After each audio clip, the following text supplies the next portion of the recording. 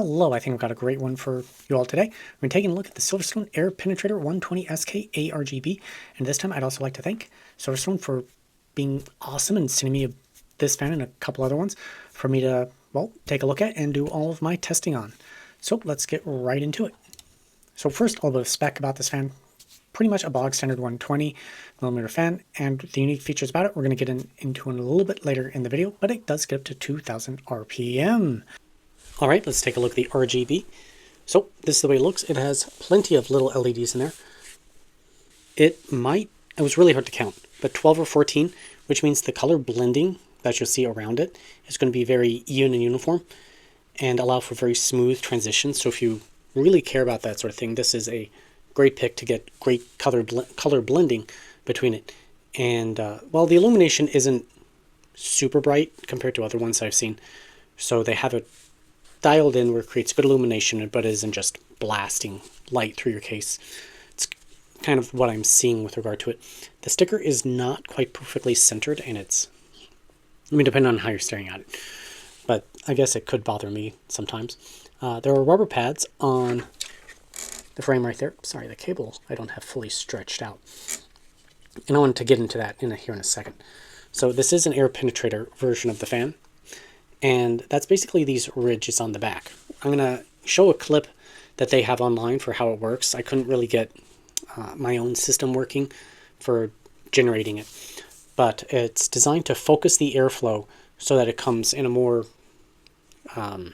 cylinder of air coming out the back, while most fans tend to blast it off to the sides, making it more effective as a case fan. Now, the downside of it is each one of these ridges is a possibility for obstructing airflow a little bit, as well as making a little bit more noise. So it does matter how it's tuned, and we're going to see how it does in the performance section, but just as a note of potentials with it. And of course, SilverStone has engineers, and they would optimize their fan to do that, which is why I actually wanted to take a look at this fan, because it is one of my things that a lot of fans aren't really well engineered as case fans. Making a fan that can blow air through a cooler is very easy. Making a good case fan is harder.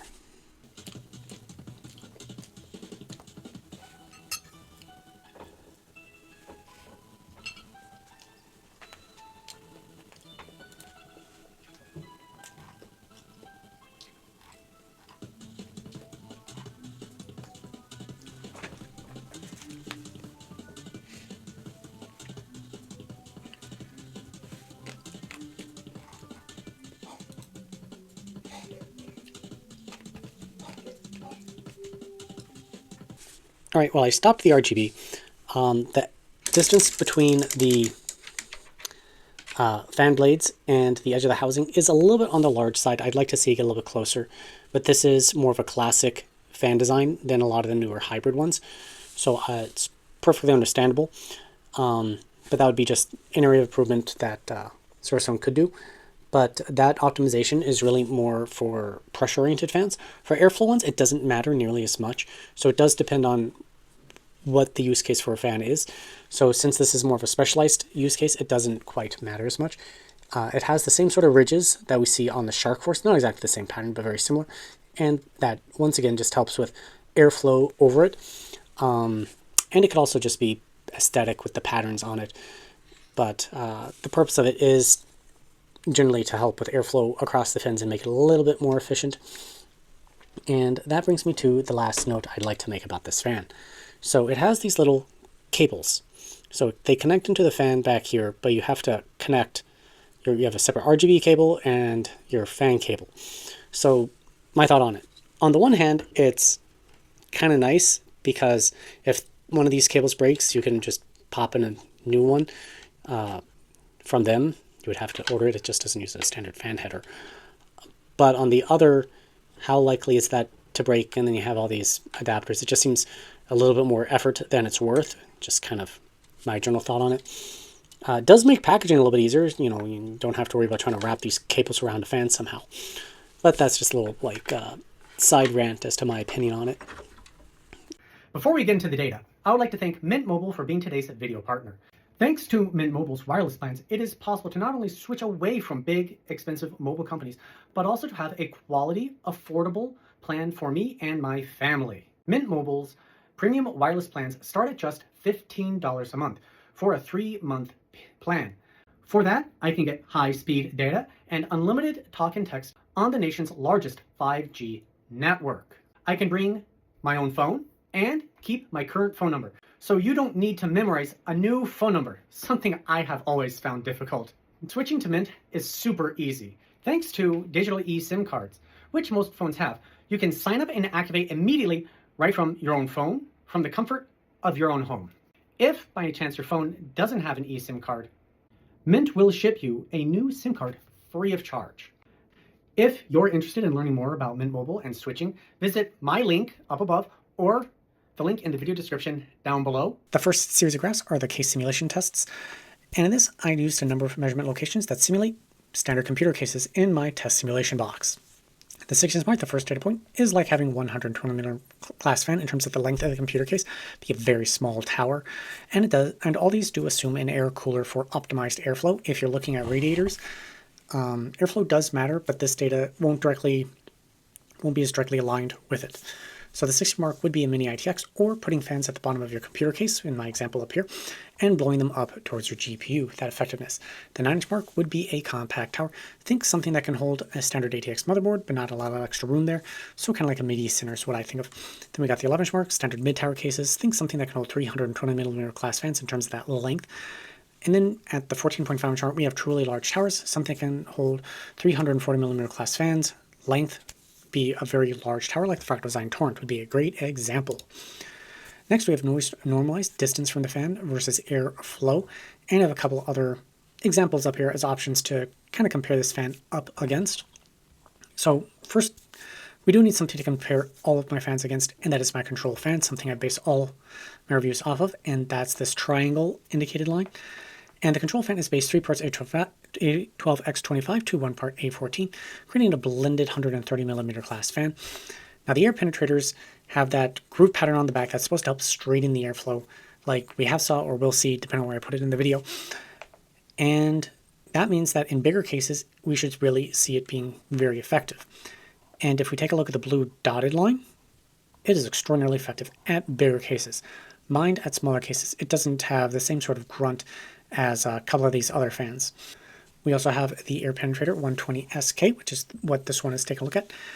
And it lines up very closely with my control fan, but ironically not doing quite as well as the 120i. And the Pro is lining up very closely at my noise normalized values. When we crank things up to 100% PWM fan signaling, I still got my control fan right here, and all the fans in bigger cases beat it by a pretty good margin, I would say. When we take a look at the 120i Pro, it does better, but when we're at bigger cases, there's almost no difference. While the 120SK is trailing right behind it, and in larger cases, it's straight up a tie. And the 120i, which ironically spins at a much slower RPM here, ties them in larger cases, but it's obviously lacking at smaller ones. So it's just kind of an interesting result we see right there. At my noise normalized value of 10.5 decibels compared to other fans, the air penetrator 120SK is at the bottom end of the middle of the pack. Still a really great pace for it to be, and it lines up really quite well with other top-end fans, meaning it's a pretty good fan. And taking a look at the data just in a different way, in bar graph form, well, positioning makes sense. This is just the way it's calculated is based on the average from 611 and the 14.5-inch mark, where I figure most people are going to be actually building computer cases. And you know, it's in the middle of the pack. It's doing quite well. At the 17.5, 18 decibel mark, it's trailing behind a little bit from this, I'm going to say better end, top end of the pack, but it's still doing well enough that I would say it's a good fan to put in your computer case, especially given its noise level. That's why it's actually positioned here, is the noise level being slightly elevated. That's why it's positioned here, is those fins on the back create more noise, so you can't run the fan as fast to get high quality airflow. Again, taking a look at the bar graph form, it's dropping back further, so it's not quite that top echelon of fan from a noise normalized perspective. But when we crank things up to 100% PWM fan signaling, so we ignore the noise, it's solid upper middle. So it's doing really quite well with this yellow line. And the reason for that is, again, just those fins make extra noise, but you get good quality airflow with them. And it's something that I really like. I don't know if I personally would use it, but I really like the idea and the engineering thought that went behind this design of the fan. And now, per viewer request, I have them locked into specific RPMs and kind of ignoring noise values, although I do have the noise listed off to the side. So the air penetrator is one of the better ranked fans here. Mind, compared to a bunch of the other fans that are technically better than it, it is slightly noisier. So you can have your cake and eat it too. When we crank things up to 1500 RPM, it's dropping a little bit further back in the pack. Still a really great position for it to be. And, you know, it's a fine result. In terms of that noise level, it is a little bit on the noisy side compared to most of the other fans around it.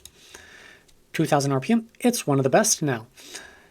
And it's, well, it's among the noisier fans on here. So, you know, you have to choose what's most important to you when you're selecting your fans, whether it's noise or the quality of the airflow. And now take a look at the 9-inch mark as a airspeed versus a decibel rating. And we see that the air penetrator does have one resonant or harmonic frequency in it at 20, 30, 40, 50% PWM fan signal. So if you can ignore that, get past that signal response, you're going to have a pretty good fan. It's not quite in the upper echelon in terms of that noise efficiency of other fans, but I'd say it's in this good pack as opposed to really terrible fans, which are much lower down. And just a different way of taking a look at noise is in SONE. It basically compacts wider noise levels and make them smush together, and louder noise levels, it pushes them way off to the side. And we can see that the 120SK is a tad on the noisy side. But if you can put up with the noise and the way sound that it produces, which we're about to hear, it could be a great pick for you.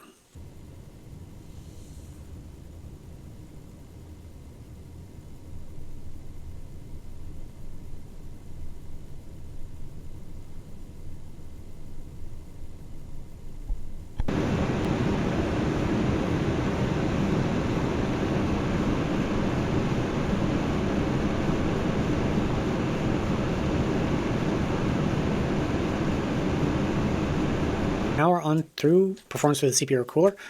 This is basically a test for completeness. This specific fan, SilverStone, actually, when I told them my plan for doing the testing, they're like, just so you know, this isn't optimized for putting it on a cooler. Now, I know, but I want to do it as a completeness in testing. And they actually said, it's like, what the exact words they use, like commend your thoroughness or something along those lines. And it's just something that I always want to do. It's like when I test a fan that isn't optimized for case airflow, I'll still test it in case airflow. Just so if you have it laying around, you have a fan go bad, you slap it into position so you have an idea of how it will do, whether it was a smart decision to slap this to it. Mind, some fan is better than no fan 99.999% of the time. Anyways, on to this one's actual data and results. So the SK here is going to be the green dotted line. We got my control fan here in blue. And the first graph here on the left side is airspeed versus RPM. So this is blade efficiency. And the SK lines up very closely with my control fan. The 120i is not quite as efficient. And the Pro is basically hidden in the back. Can't even see it because it's covered up by the other ones. When we take a look at airspeed versus noise levels, we got my control fan, and all the fans kind of veer off to the side. The 120SK doesn't do any worse than the other ones. In particular, in my opinion, the 120i is maybe technically a little bit worse. The Pro is slightly better because it doesn't have a harmonic, but they all veer off to the side in the same sort of way. And this is sort of test validation. I have a radiator. Mine is not hooked up to anything for thermals, so I can only measure airspeed going through it. And we can see on here that the airspeed going through it line up very, very closely between the Noctua U12A and the Nemesis radiator. So it's basically saying that not the thermal result that you get through it, but it's the resistance to that airflow traveling through it is very similar between the two devices, so it kind of validates any further going on results. Now, to compare it against other fans, we got the air penetrator 120SK sitting right down here towards the bottom at my two noise normalized results, where the red is the 10.5 decibel mark, and the blue is the 18 or 17.5 decibel mark. So it is just a bit on the noisy side for the performance that you're getting. Locking in specific RPMs, and my weighing factor is over here listed on the side, how it was weighed, which is why some fans that might have performed technically better are not in that top position, because I found them to be too noisy for that position. So I wanted to make sure that noise was applied to this in some way, even if it isn't a heavyweight, let's say. So the Penetrator SK is sitting quite a bit lower down on these results, but it's overall, it's okay. At 1,500 RPM, it's again shifted well towards the bottom. It's not a terrible position. We got the Wonder Tornado sitting with it. The noise blocker loop is sitting near it. P12 Max, or the dual wall bearing, is sitting in that area. But there are just other fans that may be a better choice at the specific RPM. When we're cranking things up to 2,000 RPM, which is this fan's maximum, the SK is sitting, again, in the just tad lower part of the middle of the graph. So there are fans that are significantly better than it, but there are also fans significantly worse. It's definitely not a bad choice if you were to slap it to a cooler. And at 100% PWM fan signaling, just kind of letting each fan go full tilt, as you would say. Obviously, it is shifted towards the bottom with a limited RPM of 2,000, which is actually a pretty good RPM for fans to have. It blows away anything that's, like a 1,500 RPM fan. But there are just fans on here that spin at like 3,000 RPM, and they're going to obviously do significantly better than a fan that's limited to 2,000. And now we have meters per second versus decibels in the noise efficiency of this fan. From this subsample selection, it's just shifted a little bit towards the bottom. It's not a terrible result, but again, it's just not part of the upper echelon of fans. Same thing in Zone, same opinion, just a different way of taking a look at the data. All right, now we're on to CFM testing. CFM testing is basically you've got a fan, you've got a tube, you blow air down the tube, and you generate some noise, airflow data. So the 120SK on the first graph here is CFM versus RPM, and this is the blade efficiency. So I don't like this test because it doesn't allow the fan to shoot air off to the sides if it has a tendency to do that. Mind, these air penetrators are designed to focus the airflow, so it's kind of doesn't matter as much to them, but a lot of other fans I've come across tend to shoot air off to the sides, so this sort of test kind of hides a lot of those features. But anyways, we got the CFM.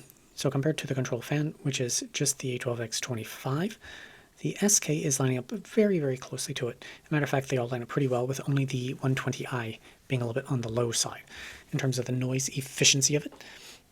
Well, once again, they do fall away, and they're just a little bit on the noisy side. So let's see how it compares to other fans.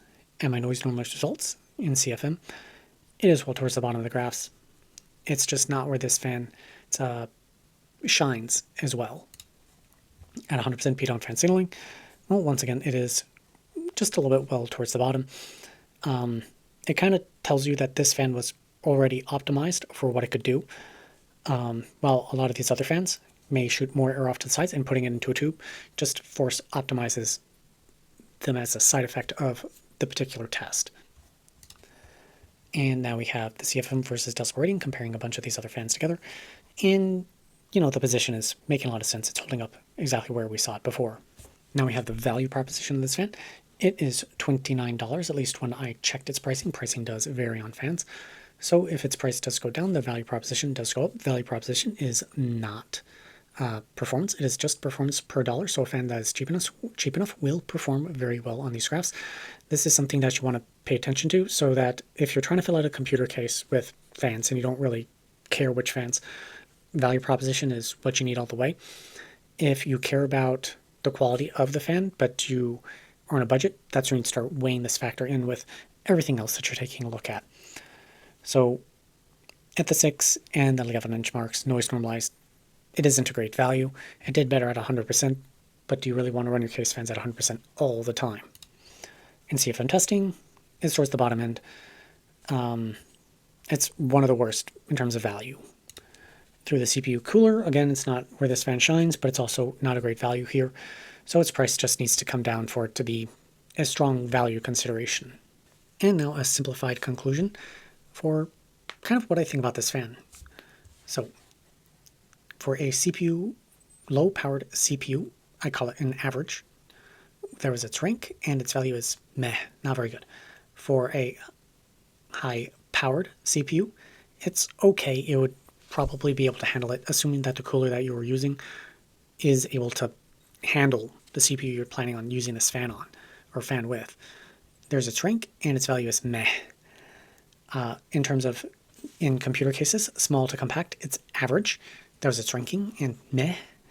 And in larger cases, it's a good fan, actually. Not very good. Not quite at that top echelon level, but it's a good fan. And I would recommend it in bigger computer cases. Its ranking, but its value, once again, is meh. And that brings me to the end of the video, where I have the raw data. This raw data does belong to me and my channel, so you're welcome to make your own Excel sheets, but don't use it in any videos. I'm always trying to improve my videos, and I'm always looking for what fans are popular or you all would want me to review. So if there's anything in particular that you're interested in, either improving in the video or in me reviewing, please leave that in the comment section down below. Other than that, thank you very much for making this far in the video. If you're looking at ways to support this channel, please think about joining as a YouTube member or as a Patreon. It really does go a long way in supporting this channel. It right now has technically a sponsor, or a video partner, but not really counting on that income. Most of it is through YouTube ads, and I'd like to become less reliant on that.